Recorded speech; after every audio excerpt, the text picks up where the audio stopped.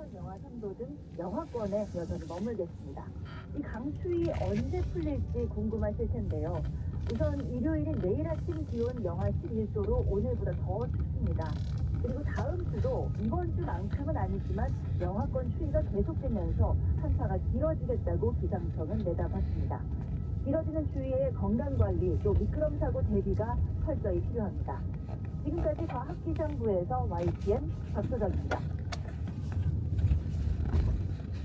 추위 속에 어젯밤 서울 구로동 일대에서는 정전이 발생했습니다. 주민들은 난방기기를 쓰지 못해 밤새 추위에 떨어야 했습니다. 김다연 기자가 보도합니다. 건물 전체가 어둠에 잠겼고 도로를 비추던 가로등 불빛도 사라졌습니다. 어젯밤 9시 반쯤 서울 구로동에 있는 오피스텔과 상가 천여 세대에 전기 공급이 끊겼습니다. 냉장고가 멈춘 건 물론이고 강추위 속 난방기기는 무용지물이 됐습니다. 먹을 곳이 마땅치 않은 주민들은 얼음장 같은 날씨에 발을 동동 굴렀습니다.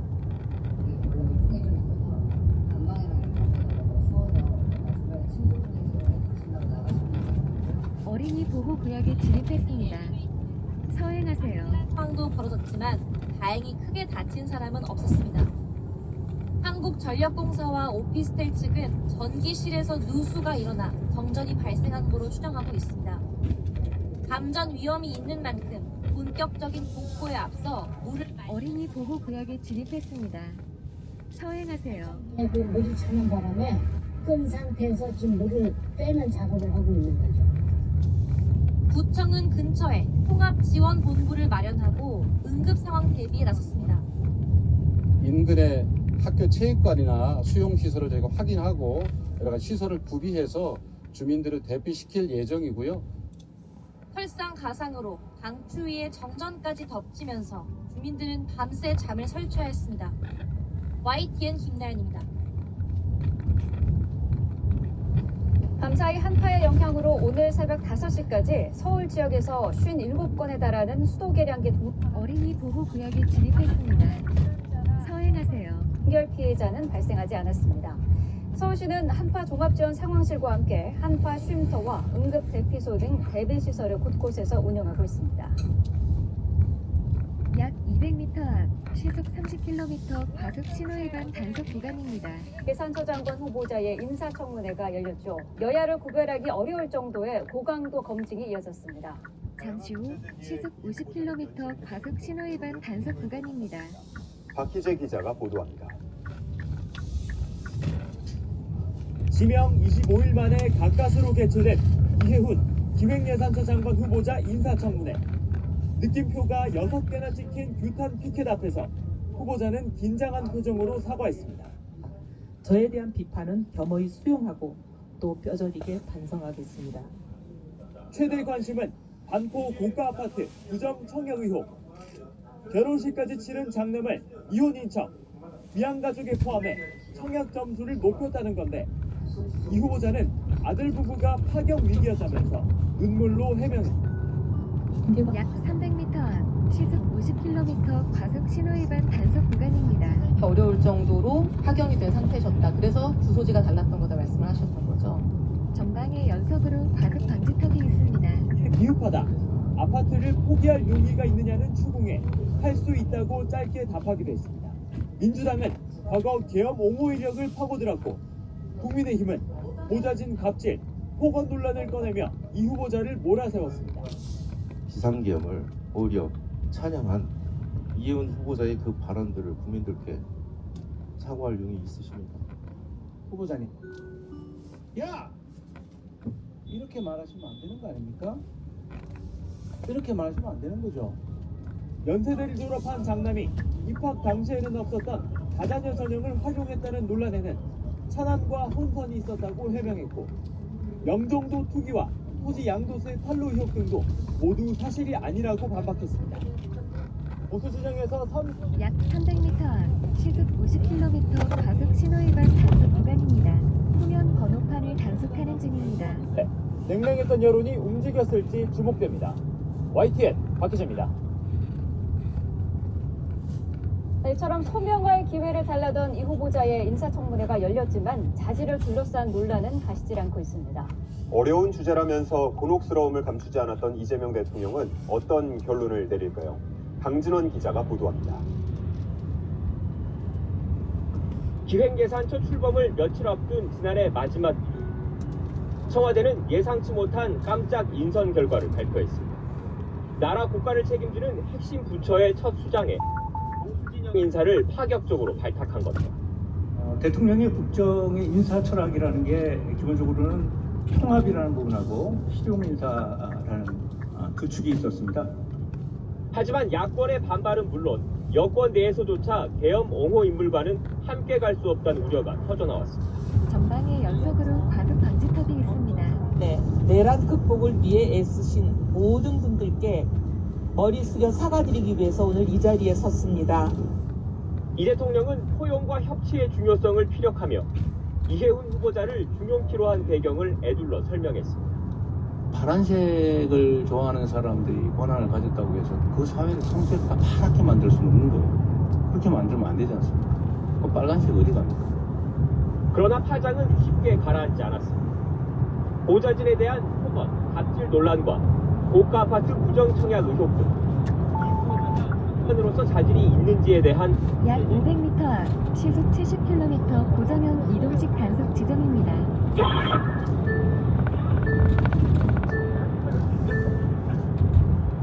부실한 자료 제출 등을 문제 삼으며 지명 철회를 요구하는 야당과 청와대 기류를 의식하며 난감해하는 여당 사이에서 이 대통령은 공개적으로 해명할 기회는 주어져야 한다고 말했습니다. 이해훈 지명자에 관한 문제, 정말 어려운 주제 중에 하나입니다. 문제가 있어 보이긴 해요. 그러나 그에 대해서 본인의 해명도 또 들어봐야 되는 거 아닌가요? 결국 이해훈 후보자의 인사청문회는 여야 의원들의 질타와 이 후보자의 반성과 변명 속에 이어졌지만 의혹들은 완전히 해소되지 않고 있습니다. 약 500m 앞 시속 70km 단속 구간입니다. 앞으로 여론의 향배가 임명 여부를 가르는 중요한 변수가 될 것으로 보입니다. YTN 강진원입니다. 이해찬 민주평화통일자문회의 수석부의장이 베트남 공무출장 중에 위독한 상태에 빠진 가운데 조정식 대통령 정무특보가 현지에 급파됐습니다. 더불어민주당 소속 육선 의원인 조 특보는 오늘 오전 인천공항 출국길에 기자들과 만나 이재명 대통령이 이 부의 평균 시속 70km 단속 구간 주행 중입니다.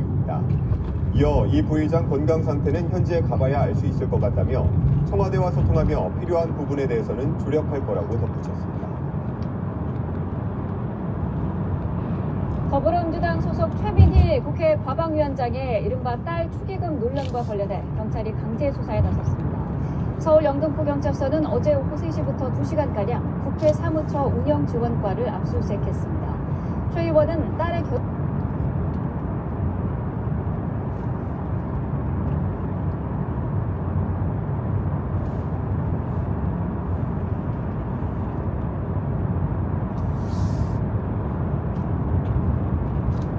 오히려 잘 됐다며 누가 언제 어떤 절차로 사랑제를 예약했는지 깔끔히 정리하자고 말했습니다. 최 의원은 입장문을 대고 예식장인 국회 사랑제는 딸이 국회의원 직계비속 자격으로 직접 예약하고 사용했다며 이같이 말했습니다. 이어 압수수색이든 자료 제출 요구든 필요하다면 전부하라며 자신은 숨길 것도 없으니 피하지도 않겠다고 강조했습니다.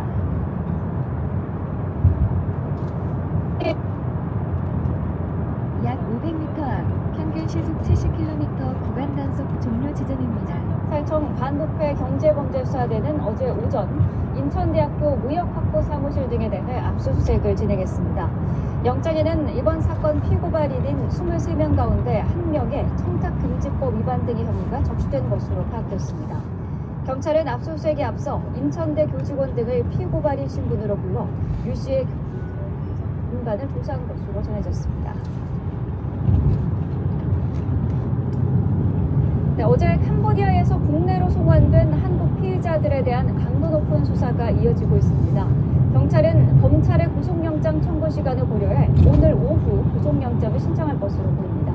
현장에 취재기자 연결하겠습니다. 오태인 기자. 네, 울산 경찰청입니다. 네, 자, 울산에서는 연애 빙자 사기 후보에 대한 조사가 이루어지고 있죠. 네, 어제 오후 늦게 울산 경찰청에 도착한 피해자 부부에 대한 조사가 이루어지고 있습니다. 경찰은 어제 오후 압송을 직후 곧바로 조사를 시작했는데요. 어제 저녁까지 수사를 이어갔습니다.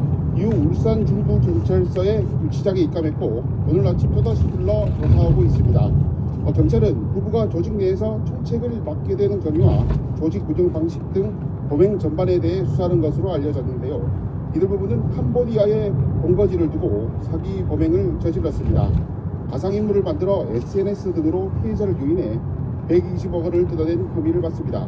경찰은 2024년 3월부터 1년 동안 100여 명이 넘는 피해자가 속았다고 밝혔습니다. 부부는 지난해 2월 캄보디아 현지에서 체포됐다가 석방된 뒤 우리 정부가 수사 인력을 보내 다시 체포했는데요. 하지만 성환 협의가 늦어지면서 또 풀려났습니다. 이 과정에서 성형수술로 얼굴을 바꿨고 캄보디아 현지 경찰에 뒷돈을 주고 석방됐다는 의혹도 조사하고 있습니다. 경찰은 범죄단체 조직과 사기 혐의 입증을 위한 조사를 마친 뒤 오늘 오후 4시쯤 구속영장을 신청한다는 방침입니다. 네, 부산과 충남 지역 수사 상황도 전해주시죠. 네, 어제 오후 인천공항으로 어송환된 피해자는 모두 73명입니다.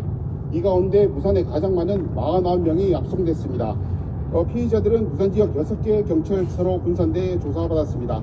어제 밤늦게까지 조사를 했고 오늘도 오전부터 조사를 이어갑니다. 일당은 공무원으로 위장한 뒤 업체에 물품을 대신 구매해달라고 속여 돈을 챙기는 이른바 노쇼 사기 범행 가담자들입니다.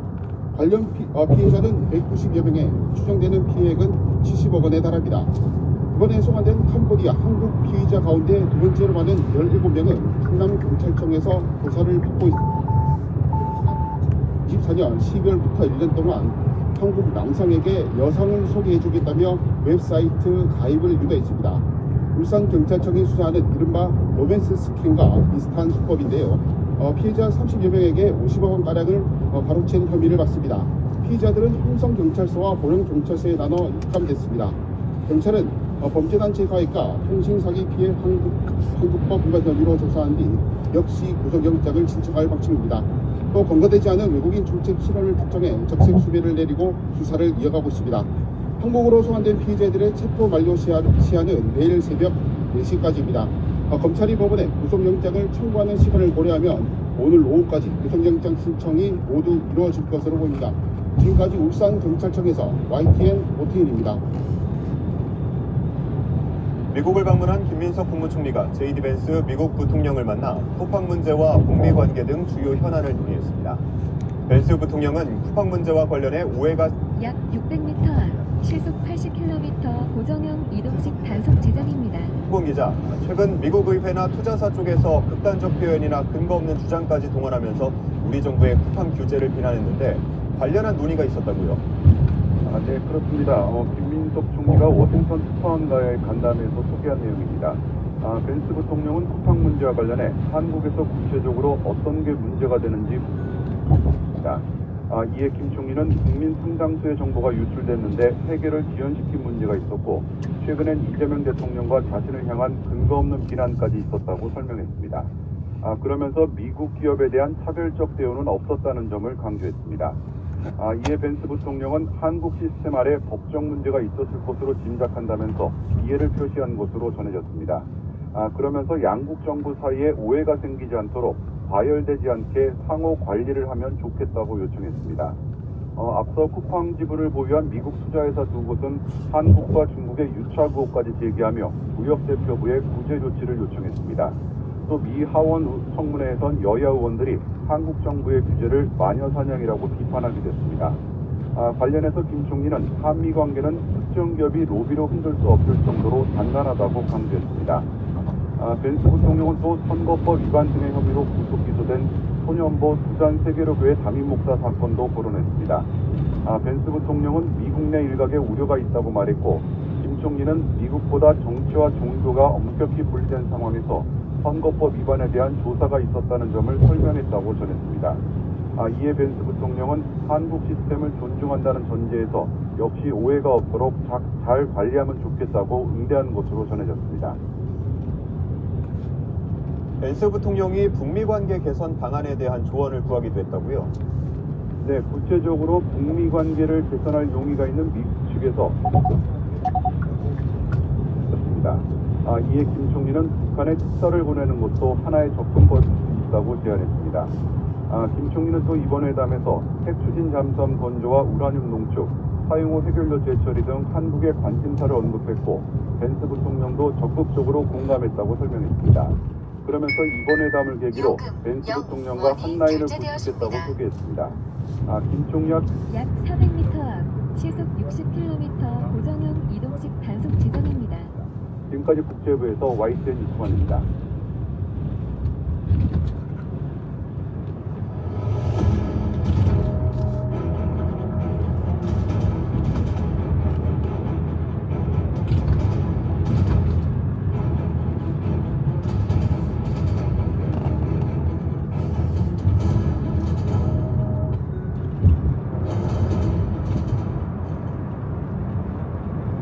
지금부터는 정치권 주요 이슈 짚어보겠습니다. 여서는 더불어민주당 부대변인, 송영훈 전 국민의힘 대변인 두 분 모셨습니다. 안녕하십니까?